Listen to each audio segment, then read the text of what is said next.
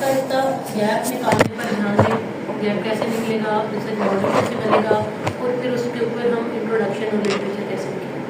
मुझे अपने कोर्स के लिए मेथड तक पेपर आपका चाहिए, ठीक है, वो आपने लिखना है और जेन्युइन होना चाहिए। उसके बाद की जो स्टेज है ना, जैसे कि डाटा कलेक्शन है या एनालिसिस एंड रिजल्ट्स है, तो वो मैं भी यहीं पे हूँ, आप भी यहीं पे, तो हम कल की बात है, वो कोई बात नहीं, वो हम साथ में कर लेंगे। फिलहाल for the sake of learning and getting the grades ये मैंडेटरी है कि मैं आपको मेथड तक तो लिखवाऊँ, ठीक। अब जो हम कहते हैं ना कि मॉडल बन गया, कुछ सुपरवाइजर्स का हमारे यहाँ, मैं कुछ आपको प्रैक्टिकल एग्जांपल्स इसलिए बताती हूँ क्योंकि ये चीज़ हमने एक्सपीरियंस की है। कुछ सुपरवाइजर्स को मिल जाएंगे ना, वो आपको कहेंगे अपना फ्रेमवर्क बताएं।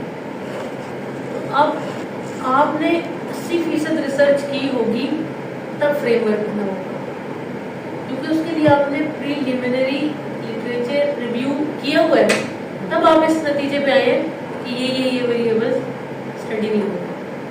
तो without having that extensive literature review and checking the future cause, how can we come to the point that this thing is missing and it should be addressed. So we have to start. ये सलाह, ये तो नादरा में होते हैं मैंने वहां से आपको देखा था, मैंने कार्ड नहीं बनाया था, हमारा कोई काम नहीं निकला और ना जरूर पकड़ेंगे। ये सही फिराज का आपको है ना। मेरी एज होगी 30 है, मुझे चाहिए 20 है, अगर ये हो गई तो काम हो जाएगा। वैसे ये वाला तो हमें भी कराना चाहिए। मेरा एक और स्टूडेंट है वकास, वो एडी है ब्लू एरिया में, वकास खान हाँ वो एडी है, वो भी मेरे स्टूडेंट रहे हैं, MS उन्होंने मुझसे पढ़ा। मैं उनको भी ये कहती थी कि वकास मुझे अपना 10 ईयर पीछे कर दो, कार्ड के ऊपर जो है ना वो 10 ईयर पीछे आना चाहिए, मेरे घर के हालात भी उससे अच्छे हो जाएंगे। देखो नौकरी बढ़ जाएगी, लाइफ एक्सपेक्टेंसी बढ़ जाएगी, बच्चे पूछेंगे कि मम्मी इतनी यंग है। बताओ क्या कहते हो? हो सकता है। उसने तो मुझे कहा था मैडम 5 साल तो मैं करा लूंगा, लेकिन 10 साल तक ऊपर जाना पड़ेगा। मैंने कहा चलो फिर मैं ढूंढूंगी कि वो कहाँ पढ़ते हैं, वहाँ पढ़ाने जाऊंगी। फिर मैं मैडम हर 5 साल के बाद 5 साल करवा लें। 5 साल तक मेरे पास टिकेंगे नहीं ना। यस, 5 साल हो जाएगी, 32 की होने वाली है।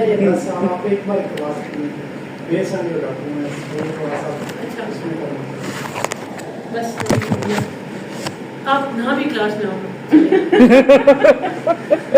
मैं सिर्फ मैम आप 32 की ही लगती है जेन्युइनली, 30 और थोड़ी सी कम हो जाएगी तो मान लेंगे। बिल्कुल बिल्कुल बिल्कुल।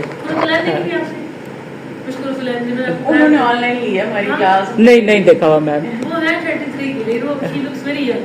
Yes ma'am. ओके अरसलान, ये है वो क्लास जो आपने आज पहली दफा देखी है। हम इतने से लोग हैं और ऐसे रास्ते से ऐसे अपना पढ़ने वाले हैं। उम्मीद है कि अच्छा सफर रहेगा, आप कुछ सीख लेंगे और इजी सीख लेंगे। रादर कि मैं आपको ओवर एम्बिशियस करूँ या अंडर डेवलप रखूँ, मैं कोशिश करूँगी आपको मॉडरेट चलाऊँ, आपके सारे दुनियावी दीनी काम भी हो जाए और रिसर्च भी हो जाए और डिग्री भी पास हो जाए। ये ऑब्जेक्टिव होगा इंशाल्लाह हमारा। इसके लिए आज हमारा जो एजेंडा है, एक तो हम पढ़ेंगे रिसर्च आर्टिकल के पार्ट्स, दूसरा हम पढ़ेंगे qualitative and qualitative research paradigm, article इस पर पढ़ेंगे हम, और हम पढ़ेंगे कि मेटा एनालिसिस HR की रिसर्च के अंदर कैसे ज़रूरी है, और PLS का एक पेपर हम देखेंगे, टाइम मिला तो हम पढ़ेंगे, ना मिला तो हम इसको रीडर पे ले जाएंगे। वैसे मैंने आपके लिए कॉपी करा दी, रीडर पे ले जाएंगे, यानी आप उसको घर में पढ़ लेंगे और फिर उसके काम। अभी हम देखते हैं कि एक आर्टिकल के अंदर जो है वो क्या क्वालिटीज़ हैं और इसको लिखना चाहिए। साथ ही मैं आपको आर्टिकल का भी बताऊंगी and with this I will also tell you about the dissertation method. Dissertation और थीसिस में फर्क पता है? जैसे सुनते हैं मुझे तो लगता था ये दोनों टर्म्स यूज होते हैं, डिसर्टेशन। मैं थीसिस बड़ा लगता है, डिसर्टेशन छोटा लगता है। थीसिस बड़ा बिल्कुल ठीक है। थीसिस MS का है और MBA का, PhD की डिसर्टेशन। हमने अब एक आर्टिकल को टाइटल से लेके जाना है और यही चीज़ हम फिर थीसिस के लिए देखें। टाइटल कैसा होना चाहिए, क्या उसके अंदर क्वालिटीज़ होनी चाहिए। बेसिकली टाइटल के अंदर खसूसियत है ना वो ये कि मैक्सिमम 14 वर्ड्स का होना है। It should reflect your variables.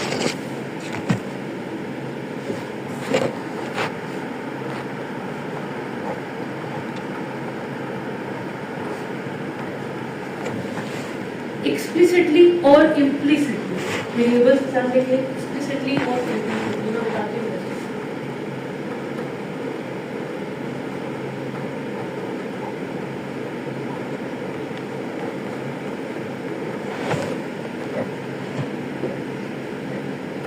अच्छा, हमारे यहाँ पीएचडी के थीसिस के लिए एक बहुत बड़ा मसला है कि हमारे जितने एग्जामिनर्स हैं ना वो चाहते हैं आसानी, मेरे समय वो चाहते हैं कि टाइटल पढ़े और कहानी समझ आ जाए, मुझे आगे ना पढ़ना पड़े। शायद ये मसला है कि वो चाहते हैं कि टाइटल के अंदर लिखा हो कि role of Sadia role on Sajila vice हो गया, ठीक है, in industry where Arsalan works, getting.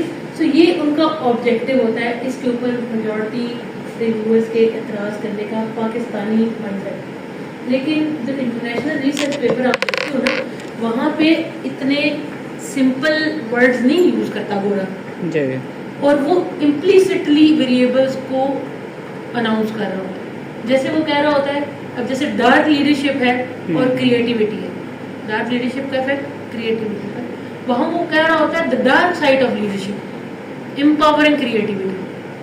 अब वहाँ पे नहीं समझ आ रहा कि क्रिएटिविटी डीवी है और उसने नहीं लिखा हुआ the role of this and this. लेकिन भाइयों बहुत ही अफसोस के साथ हमारे एग्जामिनर्स चाहते हैं कि आप लिखें the role of this and this. वजह क्या है कि वो समझ जाएं टाइटल पढ़ के उन्हें आगे ना जाए।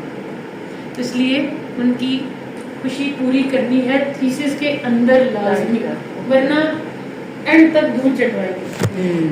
चाहे तुम लोगों की एग्जामिनर चाहे मैं उन लोग प्रोजेक्ट पा जाओगे बिल्कुल। लेकिन मुझे मैं थोड़ा रिसर्चर टाइम मैं कहती हूँ टाइटल कैची होना चाहिए और क्वेश्चन मार्क वाला होना चाहिए, जो मुझे मेरी अपना एक्सपीरियंस है।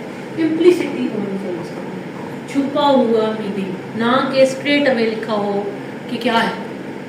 रीडर का इंटरेस्ट जो है ना वो बिल्ड करने के लिए ये इंटरेस्ट वाला होना चाहिए।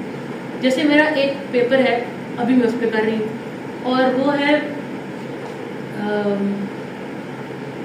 ग्रिड का नाम सुना आपने?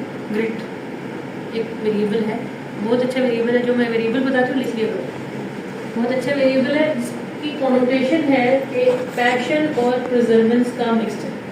तो मैंने दरमियान में रखा हुआ है ग्रिड, पीछे मैंने रखा हुआ है टॉक्सिक लीडर, और इधर रखा हुआ मैंने कोवर्कर इंसिबिलिटी। ये तो नाम सुनते हैं ना कोवर्कर इंसिबिलिटी का। तो अरसलान कुछ मुश्किल हो तो आपने पूछना है, क्योंकि इन दोनों के साथ तो मेरी टोन्स है, क्यों भी है ये समझ लेते हैं। और जहाँ इनके शक्ल पे कुछ आता है ना, जैसे नहीं भी बोल दे और मुझे पता होता है कि यार नहीं समझ आ रही। सादिया तो बिल्कुल पटनी से कर रही और अरसलान इसलिए आपने थोड़ा मेरे साथ। अब ये दो मैंने वेरिएबल दिए हैं। अब ये टॉक्सिक बॉस भी हो और कोवर्कर इनसिबिलिटी, फिर भी आप कैसे पैशन और प्रिजर्वेंस, ठीक है। तो मैंने इसके लिए बनाया था, मैंने यहाँ पे ना रखा हुआ है रेजिलियंस, कि जो बंदा रेजिलियंट होता है ना वो ऐसे बॉसेस और ऐसे कोवर्कर्स के साथ निपटना चाहता है। वो कहता है अच्छा मेरे साथ ऐसे करोगे, मैं तो लोगों को करके दिखाऊंगा। तो इसके आउटकम में मैंने शायद इनोवेटिव वर्क बिहेवियर रखा कि वो जिद बना लेते हैं कि अच्छा इन लोगों को मेरे साथ ऐसे करते हैं ना। ये अब देखिए ये चीज़ एग्जिस्ट करती है कोई, लेकिन हम समझते हैं कि शायद नेगेटिव लीडर नेगेटिव चीज़ को ही लाएगा। तो किस तरह, अब मैंने जब इसका बनाया ना तो मैंने बना दिया toxic leadership and coworker incivility, how they contribute in grid, मैंने ये बनाया। अब जब मैंने मुख्तलिफ एआई टूल से पूछा कि मुझे ना अच्छा सा बना दिया, उसने मुझे बहुत अच्छा बना दिया। उसने मुझे कहा कि preserving through leaders toxicity and coworker incivility, acquiring the grid. तो मुझे लगा बड़े मजे का है। तो इसी तरह की ऑल्टरनेटिव भी उसने मुझे दिए, जो कि पेपर के लिए तो बड़े परफेक्ट है। और ऐसा ही टाइटल पेपर के लिए होना चाहिए। लेकिन अगेन थीसिस के लिए रोल वाली चीज़ पे आ जाए और अपने आप को ना प्रोसेस से निकाल दो, क्योंकि बाद में बिल्कुल वंस सही। इट्स अप्रूव्ड इन उसके बाद अगर कोई उस पर एग्जाम में कमेंट दे भी नहीं तो वो नहीं करेंगे। अब एक्सप्लिसिटली का मतलब ये है कि स्ट्रेट अवे जैसे मैंने कह दिया था role of toxic leadership and infinity on this, लेकिन जो मुझे उसने दिया वो उसने इम्प्लिसिटली दिया, छुपा हुआ था, प्रिजर्विंग ट्रू लीडर्स टॉक्सिसिटी, उसने रेजिलियंस का नाम कहीं मुझे दिया। ठीक? तो इस तरह से भी हो सकता है। और पेपर का टाइटल ऐसा, जो अच्छे जर्नल्स है ना वो इसको बड़ा लाइक करते हैं। मेरा एक पेपर है अभी बस उसकी सेकंड रिवीजन है, उम्मीद तो है एक्सेप्ट हो जाएगी इस महीने में। उसमें है एब्यूसिव सुपरविजन का इफेक्ट जॉब क्राफ्टिंग कि एक बॉस एब्यूसिव हो लेकिन फिर भी आप अपना काम बड़े शानदार तरीके से कर रहे हो। मतलब सोचने के लिए होता नहीं है, हम कहते नहीं होता, लेकिन ये होता है, एग्जिस्ट करता है। तो उसके ऊपर हमने जो उसका टाइटल बनाया वो था breaking the chains, breaking the chains, how approach and avoidance crafting meet under the shadow of abusive supervision. अब ये टाइटल पढ़ते ही ना अगले बंदे को लगा कि अच्छा ब्रेकिंग द चेन्स क्या मतलब ब्रेकिंग द चेन्स का।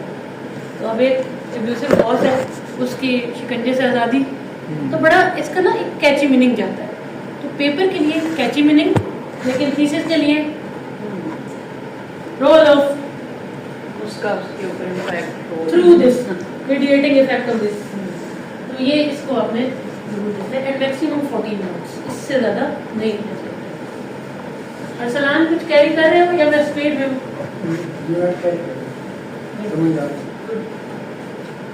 समझ आ गई? अच्छा, टाइटल के बाद हम अगली चीज क्या करते हैं?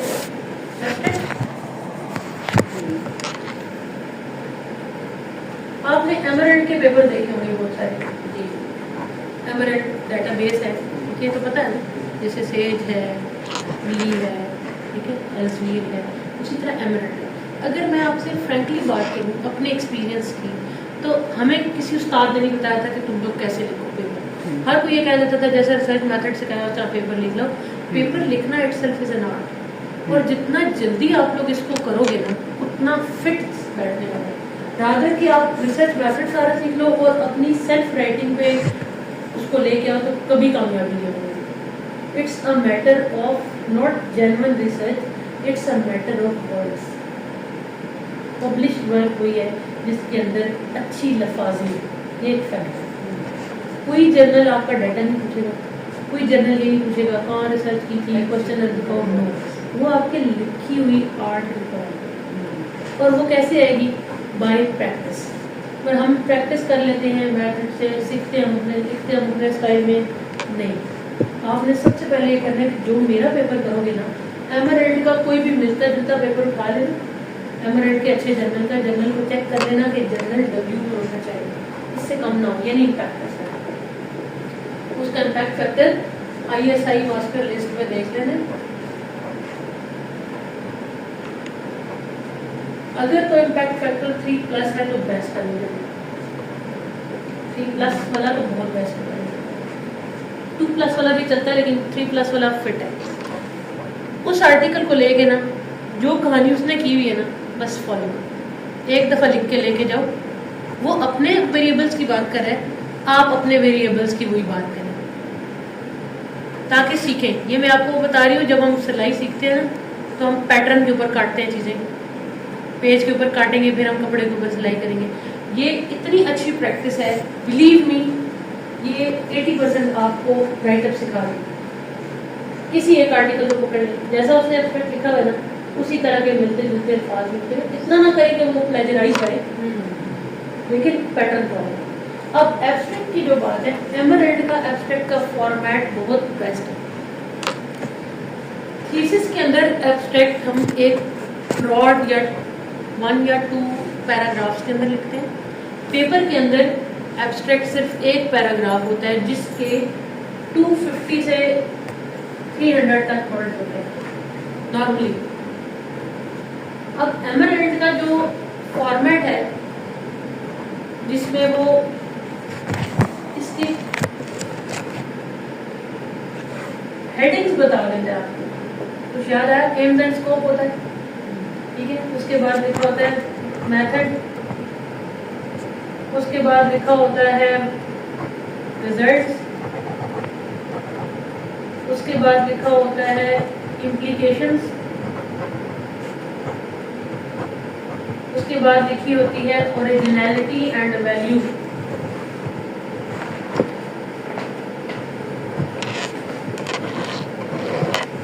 ये भी आप प्रैक्टिस भी करेंगे। अब देखें कि ये एक पैटर्न है।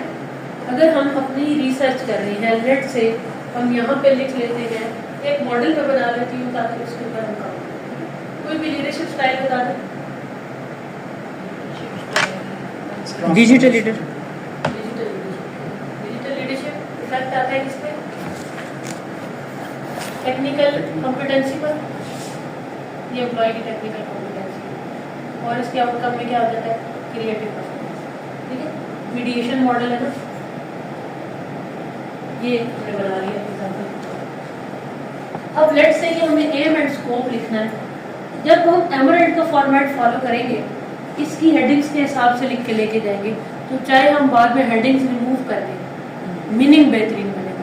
रादर के मैं और अरसलान पता नहीं कहाँ रिजल्ट से कहानी शुरू करके लाइन पता नहीं खत्म कहाँ करेंगे, नहीं, हम इसी पैटर्न पर जाएंगे और इसी पैटर्न के साथ हम उसको एक्सप्रेस कर सकेंगे कि हम क्या करना चाहते हैं। लाइक एम एंड स्कोप के अंदर हम लिखते हैं कि this study aims to investigate the effect of digital leadership on creative performance through the mediation role of technical capability, right. तो ये बिल्कुल क्लियर है कि हमने पहली लाइन में लिखा है। This study use mixed method research by applying a content analysis and also by having survey method. The data has been collected from IT employees from these companies in Pakistan. A total sample of 318 has been tested and PLS SEM has been used. कहानी complete. फिर उसके बाद results reveal, the result showed, the finding showed that digital leadership has a positive and significant impact on creative performance and also a positive effect on technical capability, whereas technical capability partly mediates the reduction. अब देखें एक sense तो बन रही है ना, करना क्या चाहते थे, किया कैसे, नतीजा क्या आया, और नतीजे के बाद इस नतीजे का फायदा किसको? नतीजा तो आ गया ना, अब फायदा किसको? फायदा ये है किसको कि this study is useful for the decision makers and policy makers of information technology firms to employ to deploy digital leaders in their organizations to foster creative performance, because creative performance is essential for their anything, उनके business practice के लिए, उनकी customise products के लिए, उनकी services के लिए। अब जो आपने नतीजा यहाँ निकाला वो किसके काम आना है? वहाँ का, जिससे आपकी वर्थ बढ़ जाएगी स्टडी की। फिर लास्ट में वो लिखता है ओरिजिनलिटी एंड वैल्यू। यहाँ ये सबसे टेक्निकल है। आप एमरेल्ड के कुछ पेपर पढ़ो ना और रिपीटेडली देखो, आप बेशक डिजिटल लीडरशिप के कुछ पेपर देखना पड़ेगा, उसने हर पर्सन में ओरिजिनलिटी में थोड़ा सा डिफरेंट लिखा होगा। चेक द आर्ट, कुछ ने लिखा होगा कि this study is the first attempt to integrate digital leadership with technical capabilities of employees across various across numerous efforts. There has been digital leadership in the literature of employee competencies, yet this study is the novel contributor in the field. तो कुछ ना कुछ लफ्ज उसने लगाकर उसको उस gap को एक्सप्लॉइट किया होगा जो इनिशियली उसने अटेन किया था at the time of making this research model. उसके ऊपर अब वो एज बनाता है यहाँ पे रिसर्चर कि मेरा कंट्रीब्यूशन क्या है, वो इसमें वैल्यू या ओरिजिनलिटी। इसको नोवेलिटी भी कुछ लोग कहते हैं कि नोवेलिटी है रिसर्च की। अगर आप इस पैटर्न पे लिखोगे, ये एमरेल्ड के पेपर के लिए यूनिफॉर्म